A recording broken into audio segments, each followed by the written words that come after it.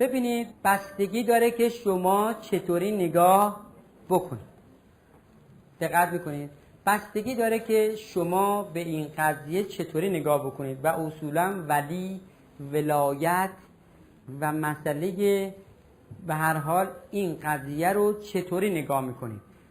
این مسئله برای ما به این صورت است که ما ولی داریم، اولوالامر منکم داریم، راهنما داریم، الگو داریم، مربی داریم. اصولا شیعه یعنی مشایعت کردن، مشایعت کننده میشه شیعه. یعنی چی مشایعت؟ یعنی چی؟ یعنی داریم مشایعت میکنیم، پا میذاری جا پای اون مربی و اون الگو. درسته یا نه؟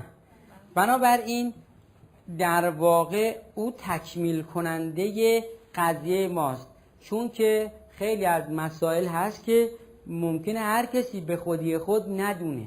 به یه معلم، به یک مربی، الگو، این چیزا نیاز داشته. اصلا نظام دنیا مگه غیر از اینه؟ آیا شما همه چیز رو میدونید؟ من همه چیز رو میدونم؟ نمیدونیم. هر چیزی رو نمیدونیم باید بریم دنبال مربی و کسی که صاحب نظرش هست. درسته تا اینجا؟ خب حالا بنابراین بحث توسل رو یه نگاهی بهش بندازیم. من یک مثال میزنم، شما در قالب این مثال ببینید که چجوریه. یک شاگرد یک مسئله جلوش نمیتونه حل بکنه، چیکار میکنه؟ متوسل میشه به یک بزرگتری، معلمی، یک کسی که احتمال میده اونو چیکار میکنه؟ میدونه.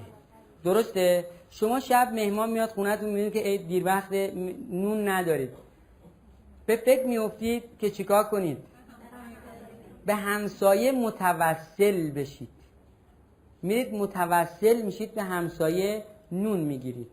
درسته؟ نونو میارید و باش مهمانتون رو سیر میکنید. هدف چیه؟ شما اگر نون نمیخواستید میرفتید متوسل بشین؟ درسته؟ هدف نون بوده؟ بازم نه، سیر کردن شکم بوده، سیر کردن یه شکم بوده، باز مهمتر از نونه. لذا ما یه سری چیزهایی رو نمیدونیم. اینجا چیکار میکنیم؟ توی یه قضایایی متوسل میشیم که به ما بگن، بریم ببینیم این الگو چی داره برای ما. درسته یا نه؟ حالا آیا شما در اونجا هدفتون همسایتون بود؟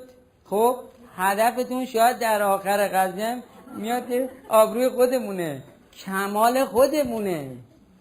حالا بحث اینجاست که کمالی که ما برای خودمون میخواهیم ایجاب کرده که ما بریم متوسل بشیم. ایجاب کرده، ایجاب میکنه. توی این رابطه ما به عنوان شیعه میریم مشایعت میکنیم. مشایعت میکنیم. من دارم تمرین میکنم که پامو بذارم جای پای یک کسی که میدونم بلده. حالا من اینجوری صحبت میکنم، کاری اصلا با تقدس و این حرفا ندارم، اونو جای کنه خودش و محفوظ. میرم دارم تمرین میکنم پامو بذارم جای پای او. او چی به من میخواد یاد بده؟ چی به من میخواد یاد بده؟ قل لا اله الا الله تفلحوا ایاک نعبد و ایاک نستعین. او داره به من یاد میده، میگه اونجا رو اینا کن.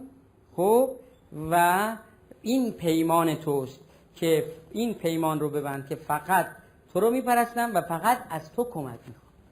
آیا امکان داره این الگو به من بگه که نه تو از اون استعانت نطلب؟ امکان داره چیزی بگه خلاف ایاک نعبد و ایاک نستعین؟ امکان داره؟ امکان داره درسی بده که با قانون اساسی یعنی با قرآن در تضاد بیفته؟ امکان داره؟ محال ممکنه. پس هر جایی اگر دیدیم در تضاد افتاد بدونیم که ما درست نفهمیدیم یا درست به ما انتقال ندادن. حالا در این رابطه یک موقع ممکنه که من اونجا رو فراموش کنم، این ور رو نگاه کنم، یعنی از اصل به فرع بیفتم و این شرک میشه. یعنی دیگه من اصل رو فراموش کردم میچسبم اون به من میگه یا که نبود و یا که نستعین، من هی اونو یعنی از این بر من پیچیدم 90 درجه. معمولا توی این مسئله 90 درجه انحراف وجود داره، نه 180 درجه ها.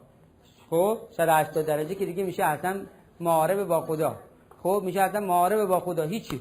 90 درجه چون معمولا مشاهد این وره، من این ورو مربی داره به من اینجا رو نشون میده، خدا رو نشون میده دیگه، من غیر از اینه. غیر از بحث لا اله الا الله مگه ما بحث دیگه هم داریم؟ کی اومده غیر از اینا رو بگه؟ یک کسی نگفته. تمام مقدسین در سر تا سر دنیا، نه تنها مال ما، در سر تا سر دنیا دارن این مسئله رو و همه برای خودشون قدیسینی دارن. و اینا جعلنا من کل امة رسولا، همه اونا به رسول خودشون نگاه میکنن، رسولشون هم میگن که قولوا لا اله الا الله تفلحوا. حالا هر کی با یه زبانی گفته و ایاک نعبد و ایاک نستعین، این درس اساسی و عمده است، یعنی جهان شموله، انسان شموله. خب حالا یک عده‌ای ممکنه از حب بیش از حد یا به هر دلیلی یه دفعه 180 درجه بچرخن، اون داره اونجا رو نشون میده، من اینجا رو دارم نگاه میکنم. درست شد یا نه؟ لذا ما چطوری نگاه بکنیم بین شرک و بین وحدت؟ یک تار مو در واقع فاصله و اختلاف هست. لذا چجوری نگاه بکنیم به این مسائل، قضیهش رو در واقع تعریف